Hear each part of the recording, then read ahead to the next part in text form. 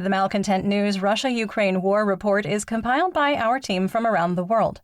Today's report includes information from direct contacts in Ukraine and their proxies, Russian Ministry of Defense reports, the General Staff of the Armed Forces of Ukraine reports, operational commands north, south, and east of Ukraine, open source intelligence, our in-house team of analysts and geolocation experts, and pro-Ukrainian and pro-Russian mill bloggers and social media accounts with a track record of trying to be accurate.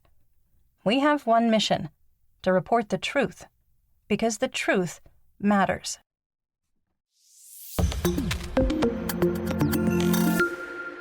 A quick errors and omissions.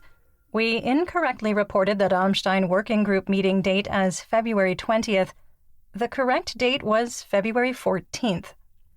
Because the truth matters and we are committed to transparency, our Chief Content Officer wrote a note here that says it is 100% on him. He recorded the date wrong. We appreciate your understanding. Let's go ahead and get started with our assessment of the current status of the war. First, we maintain that winter weather may play a larger role on the battlefield through February 19th. Second, we maintain that Russia's large-scale offensive has started, and the Russian Ministry of Defense, or MOD, is attempting to retake the initiative.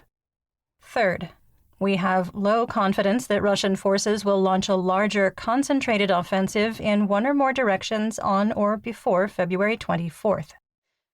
Fourth, we maintain that data shows that Russian tactics and the quality of training for MOBIC units is only incrementally better than the first wave into Ukraine in October, and the Russian military within Ukraine remains incapable of dramatically changing the battlefield situation in the coming weeks. Fifth, we maintain that the Russian Minister of Defense is actively working to eliminate the influence of private military company or PMC Wagner Group and its leader, Yevgeny Prigozhin, both on and off the battlefield. Sixth, our assessment that a missile strike would follow the Rammstein Working Group meeting, although we did get the meeting date wrong, was regrettably accurate. The risk of another punitive missile and drone strike on civilians and civilian infrastructure on February 23rd and 24th is extremely high. Seventh, we maintain that Russian forces will continue to target electrical, heating, and potable water infrastructure. Eighth, we maintain that the Russian Federation's inventory of Caliber cruise missiles is critically low based on the continued decline of launches from the Black Sea Fleet, with even fewer Caliber missiles involved in the February 15th and 16th attack compared to the attack on February 9th and 10th. And finally, we maintain that there is a risk of a nuclear accident caused by the de-energization of Ukrainian nuclear power plants as a result of Russian electrical infrastructure destruction.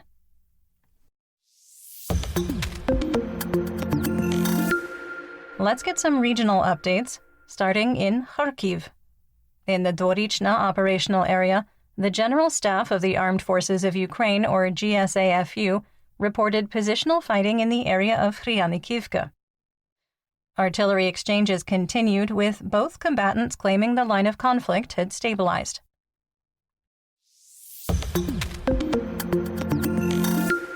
Moving on to the Donbas region in Luhansk.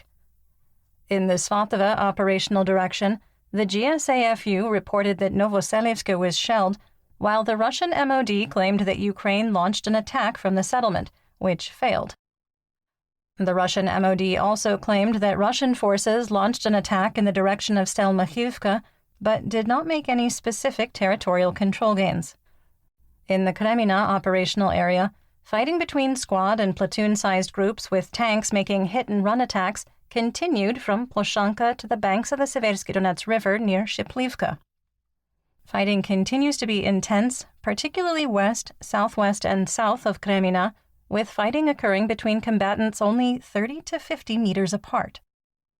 Russian forces continued their attempts to advance on Makiivka from Ploshanka and were unsuccessful.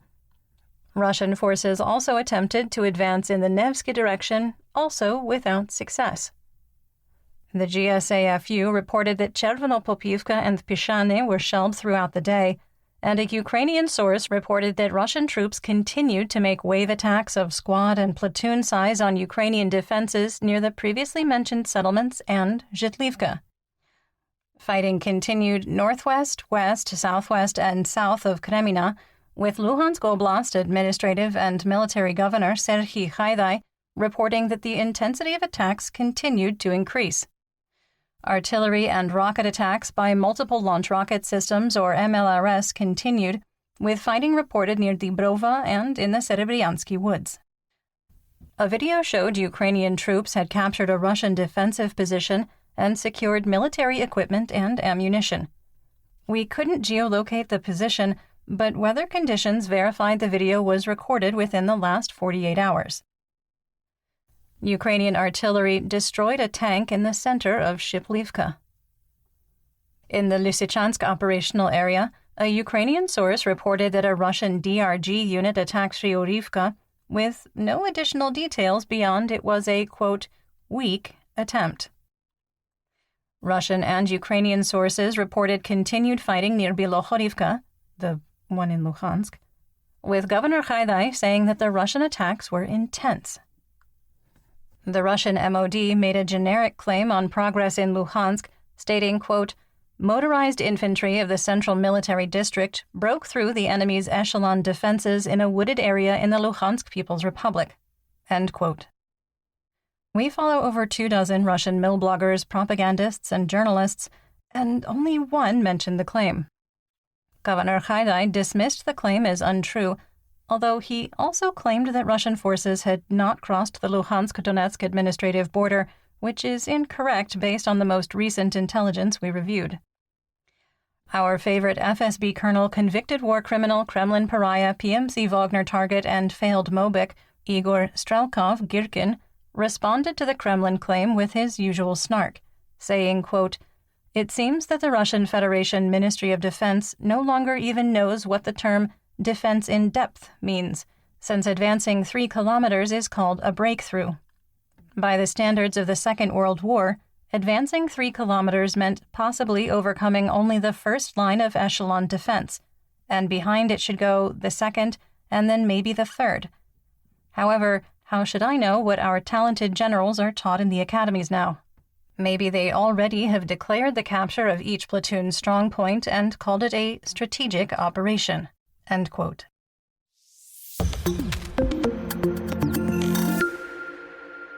In northeast Donetsk, in the Kremina operational area, the Russian MOD reported their forces attacked in the direction of Yampolivka, but did not make any specific claims of establishing new areas of territorial control. In the Siversk operational area, PMC Wagner and Russian forces continued their attempts to advance on Vesele from Yakovlivka and Ferorivka from Mykolaievka. In the Solidar operational area, mercenary mill blogger Warganzo reported PMC Wagner continued their attacks on Rozdolivka but remained unable to advance. A video showed 2 Ukrainian soldiers walking on the western edge of Krasnohora. Our analysts reviewed the content and concluded the video was recorded before February 13th and did not provide proof that PMC Wagner has been pushed back. A second video was likely recorded on February 14th, showing a Ukrainian soldier claiming that a Russian position in Krasnohora had been captured with abandoned weapons. We could not geolocate the video to validate the location. We made a very minor change to the map, but based on available information, we maintain that Krasnohora is under Russian military control. In the Bakhmut operational area, intense fighting continued in and near Paraskovivka, with Warganzo claiming Ukrainian forces were surrounded. Although Warganzo founder Semyon Pegov is providing PMC Wagner head Yevgeny Prigozhin with a platform, Prigozhin dismissed Pegov's claim, writing, quote, you get the feeling that everyone has fled here, he means Bakhmut, and there is no one. Ukraine is empty, and we are enjoying the sweetness there. We invite everyone who wants to take machine guns and run to grab the surrounded enemy by the ass. End quote. Quick editor's note. For clarity, surrounded is in quotation marks, emphasis Prigozhin, and was meant to be sarcastic in this context. Prigozhin is going through some things. Russian journalist Alexander Simonov, reporting on the situation in Paraskoviyevka, wrote, quote, "The armed forces of Ukraine do not stop the resistance, and the hardest battles are going on. The enemy artillery works especially hard on us. The route to Slovyansk passes through it," he means Paraskoviyevka, "which has so far been only partially cut. Ukrainian military personnel uses underground tunnels to shelter personnel and equipment, as well as covert movement between positions." End quote.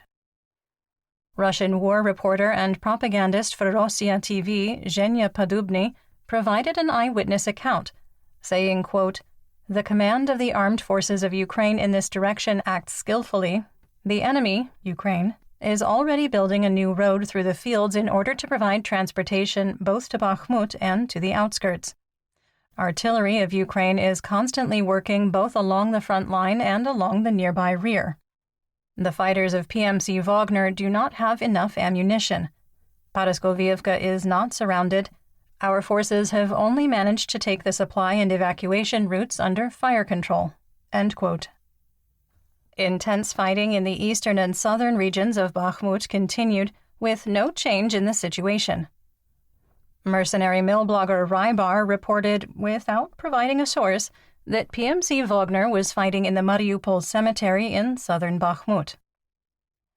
Prigozhin now thinks that a technical encirclement of Bakhmut won't be achieved until March or April, and blamed elites in high-rises for putting, quote, "sticks in the spokes of the wheel," end quote, preventing additional progress. He added that Ukraine receiving new heavy weapons from the West, quote, "may affect the timing," end quote. On February 3rd, a more optimistic Prigozhin mocked Ukrainian President Volodymyr Zelensky's vow to, quote, "fight as long as we can," end quote, to hold Bakhmut, saying, quote, "Many people are asking you to withdraw troops from Bakhmut. Do not do that. Bakhmut is the main event of the war. Resist. Fight to the end," end quote. 11 days later, though, Prigozhin was more frustrated, saying, quote, "Every day from 300 to 500 new fighters approach Bakhmut in all directions. Artillery fire is getting stronger every day," end quote. Well, you asked for it. You literally asked for it. In the Kostiantynivka operational direction, Ukrainian troops continued to pressure PMC Wagner and Russian positions south and southeast of Ivanivske. East of Stopochki, a graphic video showed members of the Georgia Legion had captured a Russian position east of the Seversky Donetsk-Donbass Canal. The video, which some may find disturbing, showed Russian troops being hit by mortar fire. A second video from the day before showed the position of the Georgia Legion, which PMC Wagner had attempted to take overnight, suffering heavy losses.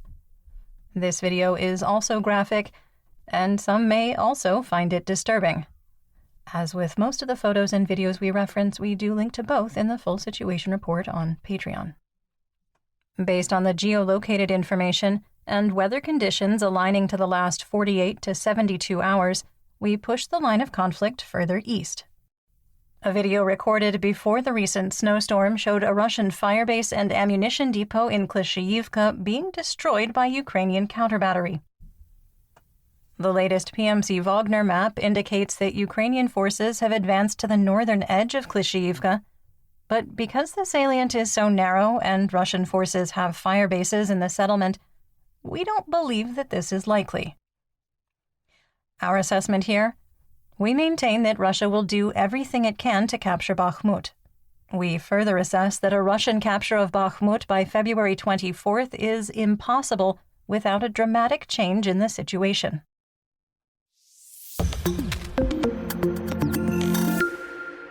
In southwest Donetsk, in the Avdiivka operational area, the same Ukrainian source reported continued fighting in the direction of the Krasnohorivka Plateau.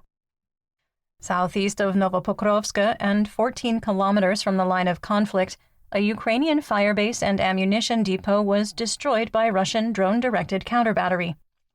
The strike also destroyed several vehicles. Russian forces continued their attempts to advance out of Vodyana, west into Pervomaiske, and made another unsuccessful attack on the Ukrainian firebase at Nevelske. In the Marinka operational area, it's the first time in months that we recorded a noteworthy territorial gain in Marinka, and not a single Russian source claimed it. Fighting was reported by Ukrainian and Russian sources, with a geolocated video showing a Ukrainian tank firing on a Russian defensive position in the northwest part of the settlement. Based on the video, we adjusted the map, advancing Russian forces 500 meters west, north of the reservoirs. Russian artillery was unusually quiet, with only sporadic shelling reported. Vladlen Tatarsky shared a video from the Donetsk People's Republic, or DNR, People's Militia, showing conditions in eastern Marinka. The video shows a captured M113 armored personnel carrier, or APC, and a makeshift morgue that Ukrainian troops allegedly created with approximately 40 corpses in body bags. You will need Telegram to watch the video, and it is undeniable that fighting has been bloody and intense for almost a year. Fighting also continued east of Pobeda with no change in the situation. In the Uhledar operational area, the 1st Army Corps renewed attacks on eastern Novomikhailivka and maintained an almost 9-year tradition of being unsuccessful. Fighting has increased in intensity south of Uhledar in the Mikilske dachas and on the approaches of the settlement.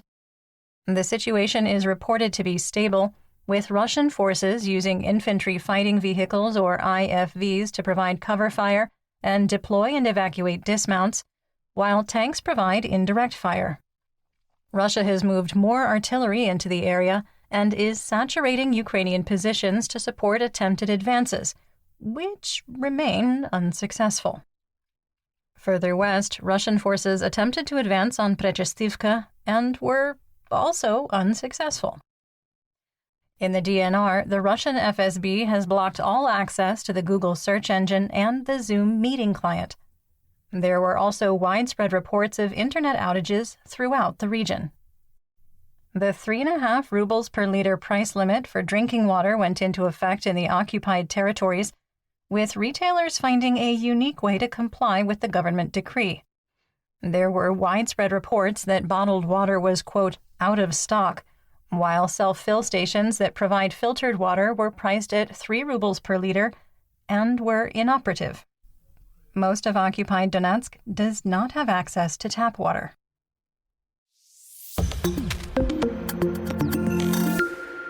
Moving on to Zaporizhzhia. In the Orehiv operational area, a geolocated video showed a Ukrainian tank firing on a Russian defensive position between Novodanilivka and Robotine. Based on the new intelligence, we made a small change to the war map, moving the line of conflict closer to Novodanilivka. In Vasilivka, a Russian Pantsir S-1M surface-to-air missile system upgraded to, quote, detect and destroy all types of enemy drones, end quote, according to Bekhan Ozdoyev, was destroyed by a Ukrainian artillery strike using a 155mm GPS-guided Excalibur shell. Ironically, the destruction of the $14.7 million anti-aircraft system, the very first recorded destruction of an S-1M, was recorded by a Ukrainian drone. Russia launched 36 cruise missiles at Ukraine on February 15th and 16th. There was little information at the time of recording, but there were reports of damage in Zaporizhzhia. There was no reported change in the status of the Zaporizhzhia nuclear power plant, and we don't know the status of reactors 5 and 6.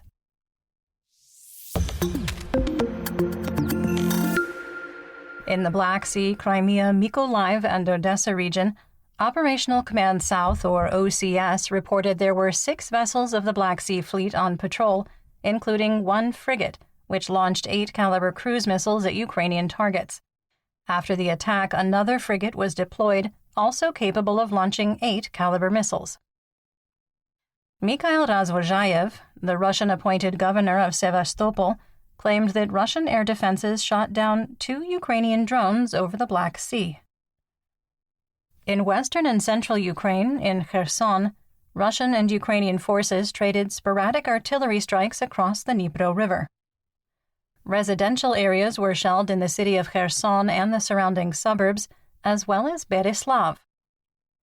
In Poltava, there were reports of explosions near Kremenchuk, but at the time of recording it was unclear if this was due to air defense or drone or missile attacks. In Dnipropetrovsk, there were also reports of explosions in Dnipro, but no other information. Dnipropetrovsk Oblast Administrative and Military Governor Serhiy Lysak reported a Russian cruise missile struck a residential neighborhood in Pavlograd, destroying houses and a business. A 79-year-old pensioner was killed and 7 others were wounded. In Lviv, a Russian cruise missile hit critical infrastructure. Before yesterday's attack, it was reported that the electrical substations and thermal plant that serve the area were already almost totally destroyed. A cruise missile struck a critical energy facility in Kirovorad. There was no other information at the time of recording.